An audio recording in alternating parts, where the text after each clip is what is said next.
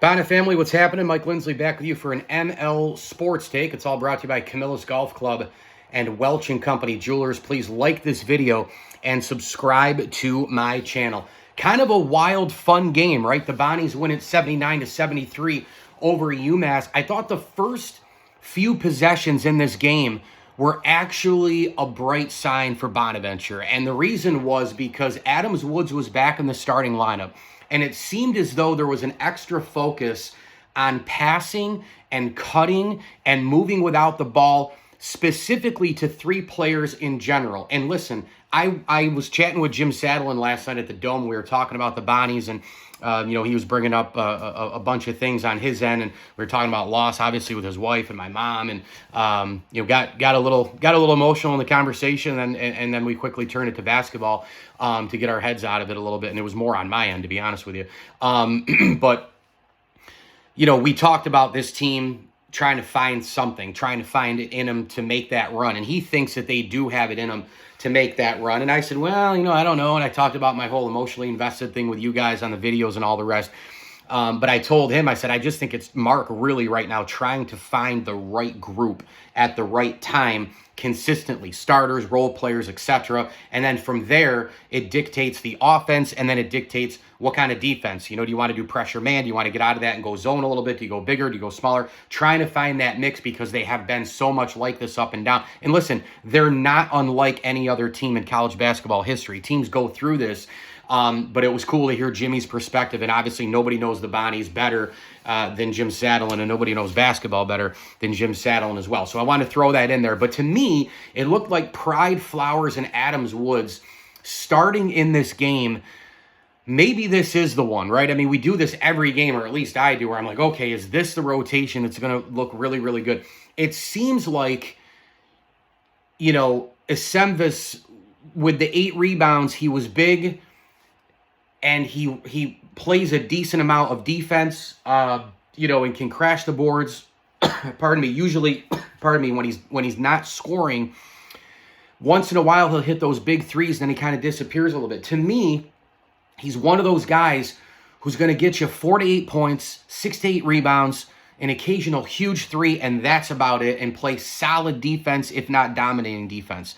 Barry Evans kind of is the same player, although last night only 1.3 rebounds. To me, it's almost kind of like, who's that fifth guy now, right? Because I will tell you that without getting crazy in one game and hyperbole and living in the moment, I kind of like the fast, quick 3 guards with Venning on the floor, and then they got to figure out that fifth guy forward. Is it Barry? Is it the former Jan? I don't want Luke in there, I'll tell you that. I don't want Daryl Banks in there at all. He only scored 3 points, albeit a huge 3, which was that step-back 3 from the right wing to end the first half. To me, at this point, because I know that I have more potential to get sustainability out of guards, scoring, passing and moving, defense, etc., occasional turnovers. I know, my God, Adams Woods had that one at the top of the key there, the second half, that was brutal, just gave it away.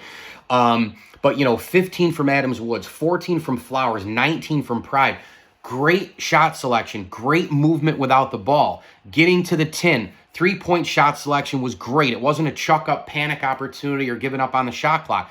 Moving, passing without the, moving without the ball, passing the ball constantly, looking for people, using the inside and outside. It seemed like those 3 guys were in sync so much from the beginning of the game. And a lot of those early possessions then resulted in baskets. Also, when those 3 are in there, it allows Chad Venning to not just sit out there at the top of the 3-point line. Hold the ball and look around. Look around. Oh, there's a guard. Hand off. Go back inside. Go up. Hand off. Go inside. I mean, it's like the old Endoy thing. It's like, dude, get out of that area. I don't know if that's a constant Schmidt thing. I don't know what the hell it is, but I'm sick and tired of a big man way out beyond the 3-point line. And just, okay, hand it off, go back in. I'll post up, go back out. Here I am, hand it. It wastes time. Get it to the guards, pass, cut, move, inside, outside, open threes. If it's not there, kick it to somebody else, move it around. And with Venning in a spot a little deeper in the offense, with the guards moving more, you saw quicker execution, better movement, better shot selection, more makes, and Venning getting a better look from a little bit more inside, not quite, from the free throw line and out. He was a little bit in on the elbows and all the rest, getting better shot selections, a little bit more one-on-one. And there were some points in time where he did will his team to some buckets late in the game, and I'll get to that in a second. But I wanted to start with kind of the rotation here, because I think 30, 31, and 36 minutes respectively for Adams, Woods, Flowers, and Pride, and they all played pretty darn well in terms of 38 combined points.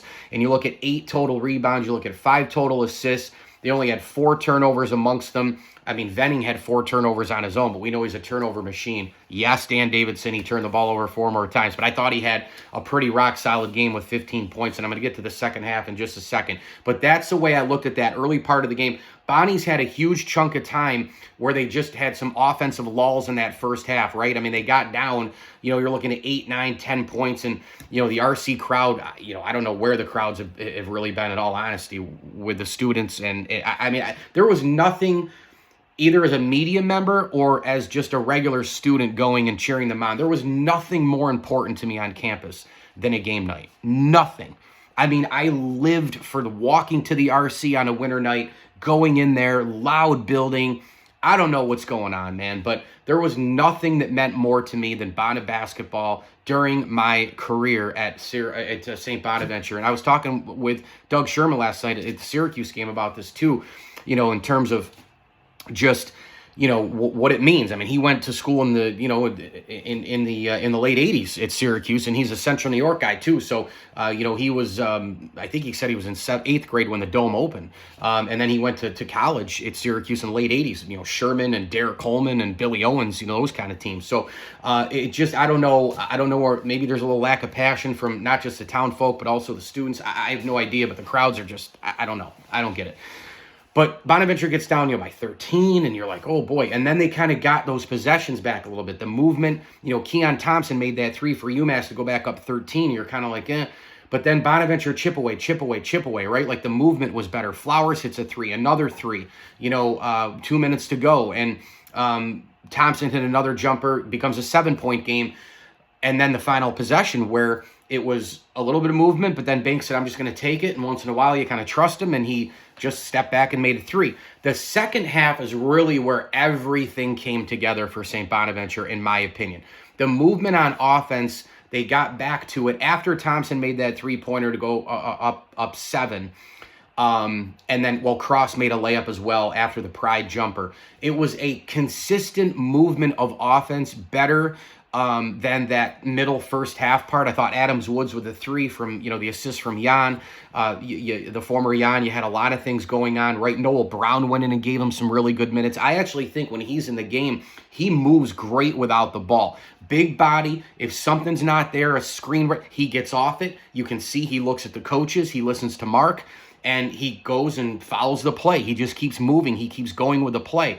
And I like that about him. He's energy, big body. The footwork leaves a little bit to be desired. His offensive skill set isn't even close to a Venning right now. But he does deliver certain things in the offense in terms of moving and just the overall energy of the ball club. And he can rebound the basketball, which is a big thing. He doesn't give up on plays. So he brings a lot of what that first part of the video I was talking about. The offense can just kind of get into some kind of a rhythm with the movement and the guards and all the rest. Brown, when he comes off the bench, he follows the lead of that, and I like that. You're not losing energy, movement, size, rebounding, possible scoring when he goes into the basketball game. Pride makes the jumper, cuts it to 3, and then I thought there were a couple of really big moments in this basketball game. At 63-61, it was just basically a will to score by Chad Venning, right? He gets that big muscle-type turn shot. Might have gotten fouled on the play at 63 all. You fast forward, Cohen makes the layup. He makes another layup. Pride then makes a layup on the assist from Woods, Adams Woods. Cross makes a layup. And it's 69-65. Brown makes a really big layup, and Adams Woods then makes a layup at 69-69, but he got the and one. That's what the big one was. That was another bucket, like Venning and Brown and Pride and some of these, Flowers in the first half, the threes, whatever the case may be, going to the tin, inside, outside. The will to score was really there in the second half. I'm going to get this damn basketball in the basket no matter what. And that's what all these dudes did. And that Adams Woods and one was huge. You take the lead there, and then Bonaventure was really, really in control. 70-69 with 5:35 to go. Bonaventure only allowed 4 more points at that particular point. You almost kind of thought, well, wait a minute. If you can get some more points, get that lead, and then Bona goes into lockstep defensively, big baskets, lockdown defense, making those free throws, clutch play. That's the Bona basketball I talk about when they win in the high 60s, mid 60s, low 60s, high 50s, even if you get in the 70s.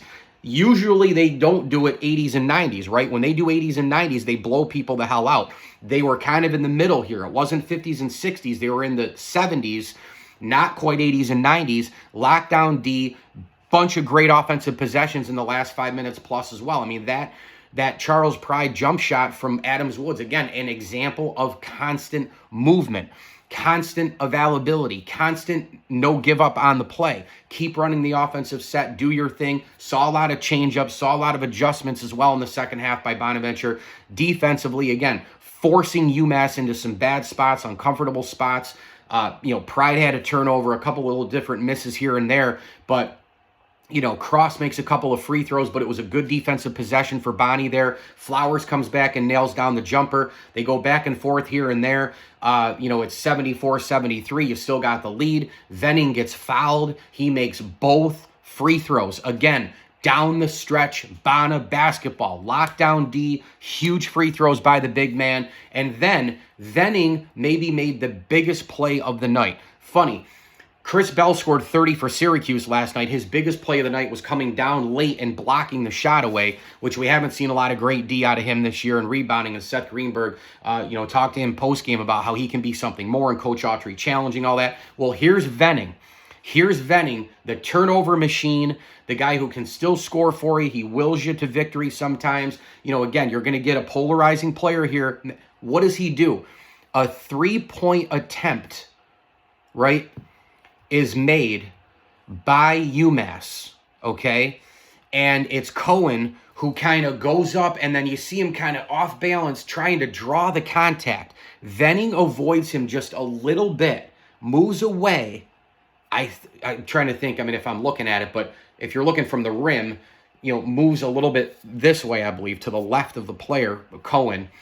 And Venning then reads the play where Barry Evans gets the defensive rebound. This is where I love Barry Evans in the game late. I'd rather have him in there than the former Jan, because he's the guy who gets the long rebounds. He stretches out, great defensively. He's a better defender, I think, than the former Jan, and a better rebounder across the board, too. Doesn't have the shot that Jan has, but very rarely do we see a Semvis make huge three-pointers in the last 4 to 8 minutes, right? Let's be honest right now. To me, the last 4 to 8, 12-ish minutes, if you're in a nip-and-tuck game, if you need points, you need the whole package, to me, that might be the 5 right there, right? Adams Woods, Pride, Flowers, Venning, and then you've got Barry in there getting these long rebounds. So he gets the board, immediate read to Venning going down the floor.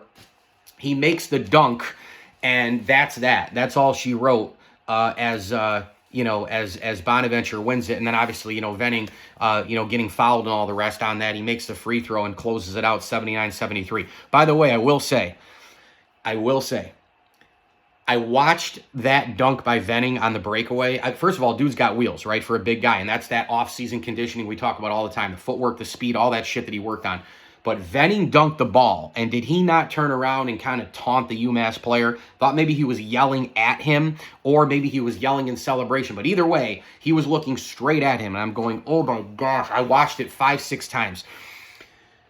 Thank goodness he didn't get called for a T there, right? Because at that particular point, he still got to shoot the free throw. Let's say he makes it 79-73, but then you got the free throws going the other way. There were only 6 seconds to go. I understand that, but weirder things have happened. See Reggie Miller in the Garden, right? But, 79-73, you're like, okay, well, if they get the tech free throws, make a 3, it's still down a couple of points here, but you don't want to risk that for sure. I guess you'd be down, a point or two, even if they make all of it. Wow, I looked at that play over and over and thought for sure that, if a ref really wanted to, take control of the game, which we've seen a million times in sports, But again, maybe he was howling just in general, and he wasn't looking directly at the player or whatever, but it seemed like he just like stopped and just was right at him and was screaming. Either way, no call there. Great run down the floor by the big man to get the three-point play, which included the dunk, and the Bonnies win 79-73. I thought this was a really, really good basketball game. UMass is a decent team. They're kind of a quick, sneaky, sly offensive club that, you know, you look at and you think they're guarded and then they're not. UMass also missed Bonaventure also missed 9 free throws in this game, which was really wild. Usually they don't miss that many, but again, down the stretch, they made them. They got 12 points off the bench from Evans. Brown was the big one with 8. Banks only had 3, but again, he hit the big 3. From the elbow to end the first half. The shot selection by Bonnie from beginning to end was really mostly terrific. I mean, 50.9%. You're going 27 to 53 from the floor. I mean, you have that number right there. I mean, that's as efficient as it gets, man. And you get 4 guys in double figures. Again, the 3 guard coupled with Venning and Jan, the former Jan, and then Barry in there late in games. To me, maybe that is the trick, right? Like, you give Brown his 17 minutes, you give Banks his time, you see if he can get hot a little bit, and then late in the game, you go with the guards and Venning and Barry, and you try to close up shop. Lockdown defense, again, Bonaventure, 5 minutes or so to go. They only gave up 4 more points. Lockdown D, big-time shots, big-time free throws made. Your big guys, your big leaders in the starting lineup carrying you. Again, first half early, really great possessions. Cooling off a little bit there. Bad stretch there. UMass also was guarded outside quite a bit in the first half, and in that big 10, 12-minute stretch where they were making a lot of shots, Bonaventure's defense wasn't exactly piss poor. I thought that they were, hands were in the face, three-pointers. Some shots just dropped, and that stuff's going to happen. When they drop and you're playing poorly in other areas, that is just going to create a run. And that's what happened as UMass went up double digits, but then Bonaventure caught on again. The offense started picking it up, making some shots again, getting a couple of key turnovers. They were within 4 at the break. And then finally, they just kept chipping away and getting better as the second half was going on in all phases of the basketball game, and then taking the lead. And once they took the lead, from there, they were lockstep and in control with that lockdown D, shots made, free throws, and all the stuff that I've alluded to already. Bonaventure already here. 14-8. I can't believe we're 22 games into the season. The freaking year is flying. 14-8 overall, 5-5 in conference. UMass falls to 14-8, 5-5 in conference. And as we know, the Bonnies, a few games to go in the season here before we get ready for the conference tournament, the first of which an ESPNU Saturday game at 2 o'clock, home for Duquesne, and then at Fordham, home for Davidson, at LaSalle, at UMass, home for Loyola, Chicago, and then at GW, and then St. Louis on the 9th of March to round things out. I've been going long on these recaps. A lot of people seem to like me going a little bit long, so I'm sure some would like it shorter. I'm going to try to kind of mix and match it here. Sometimes I'm about 4 to 8 minutes in and I think I'm done, and then I look up and it's 12, 13 minutes. So I'll probably just mix and match depending on how the games go. But if you don't like the longer form, I apologize. Just want to get these recaps out to you as best as I can. And again, I think it's just continuing to build this thing to get the perfect mix of guys and get hot and get in a rhythm to go on the run when it matters most in the conference tournament, which last night I saw a little bit more out of this team that makes me believe that they can get that successive day run going in the A10 tournament. Mike Lindsley with you here. It's an ML Sports Take. Bonaventure takes down UMass at the RC, 79-73. Thought it was a really fun game. It's all brought to you by Stumbling Monkey Brewing Company, Camilla's Golf Club, and our great friends at Jam and Beats. Hey, if you are in and around Central New York, man, you got to catch Jam and Beats. They're the official DJ service of the ML Sports Platter. Just send me a direct message if you need a DJ for a private party, if you need it for a wedding, whatever the case may be. My guy Jamie went to high school with him. He's a terrific dude. His staff, they crush it. Jam and Beats, awesome, awesome DJ company. And of course, please subscribe here to my YouTube channel at ML Sports Platter. Up around 42,000 views the last month, so I'm trying to keep hiking that up. Go follow my Instagram page, ML Sports Platter. Mike L Sports on Twitter. I'm going to probably change that to the ML Sports Platter name as well, and you can continue the conversation all over Facebook with me as well. Really appreciate the watch and the listen. Anybody wants to advertise with the show, get a hold of me directly as well. I'll take care of you. I'll pump you hard, and we'll keep watching these games and see if this team can kind of keep evolving before the most important month of the season, March. As I always tell you, enjoy the games.